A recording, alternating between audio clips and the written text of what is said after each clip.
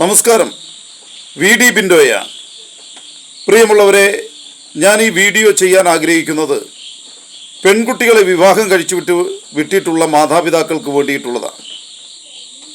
വിവാഹം കഴിച്ചു വിട്ടിട്ടുള്ള പെൺകുട്ടികളുടെ ജീവിതം സ്വപ്നം കണ്ടുകൊണ്ട് ഓരോ ദിവസവും കിടന്നുറങ്ങുന്ന മാതാപിതാക്കൾ ഇപ്പോൾ കേട്ടുണരുന്നത് അവരുടെ ആത്മഹത്യയുടെ വാർത്തകളാണ്. തീർത്തും അപരിചിതനായ ഒരു യുവാവിനോടൊപ്പം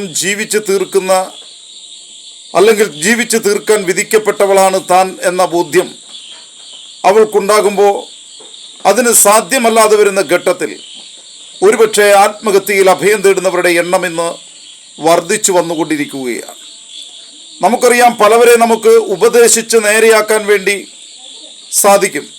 ചില ആളുകളൊക്കെ രോഗം വന്ന് ജീവിക്കാൻ നിർവാഹമില്ലാതെ ഇങ്ങനെ പ്രയാസപ്പെടുന്നവരോടൊക്കെ നമുക്ക് പറയാം, സാരമില്ല, ഇതൊക്കെ ഭേദമാകും എന്നൊക്കെ നമുക്ക് പറയാം.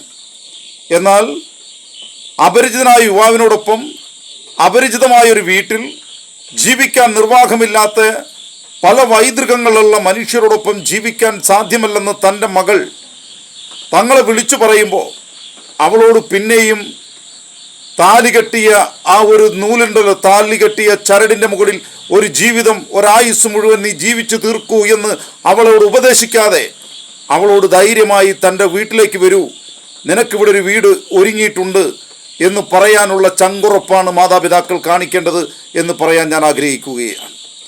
നമുക്ക് പല രോഗങ്ങളും പിടിപെട്ട ആളുകളോട് നമുക്ക് പറയാം, നിന്റെ രോഗം മാറും, നീ സുഖപ്പെടും എന്നൊക്കെ ആശ്വാസവാക്ക് പറയാം.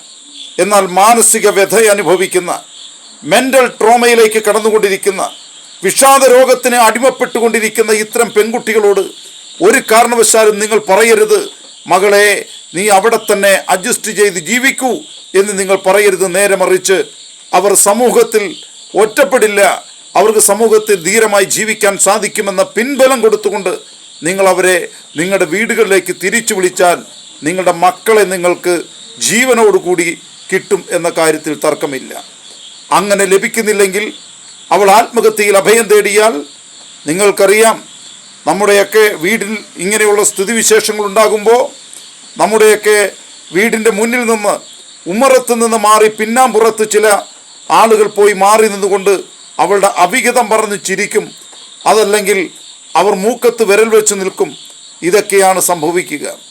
നേരെ മറിച്ച് അവൾക്ക് ജീവിക്കാനുള്ള ത്രാണി കൊടുത്താൽ, ജീവിക്കാനുള്ള ശക്തി കൊടുക്കാൻ അതിന് മാതാപിതാക്കളും അതിന് അവരുടെ സഹോദരങ്ങളും അതിനവരുടെ കുടുംബാന്തരീക്ഷവും ഉണ്ടാകണം എന്ന് ഓർമ്മിപ്പിക്കാൻ ഞാൻ ആഗ്രഹിക്കുന്നു. ഇല്ലെങ്കിൽ നഷ്ടപ്പെടുന്നത് നമുക്ക് മക്കളെയായിരിക്കും, അവരെ ഓർത്ത് വിലപിക്കേണ്ടി വരും എന്ന് ഓർമ്മിപ്പിക്കാൻ ഞാൻ ഈ ഘട്ടം ആഗ്രഹിക്കുന്നു. നമസ്കാരം.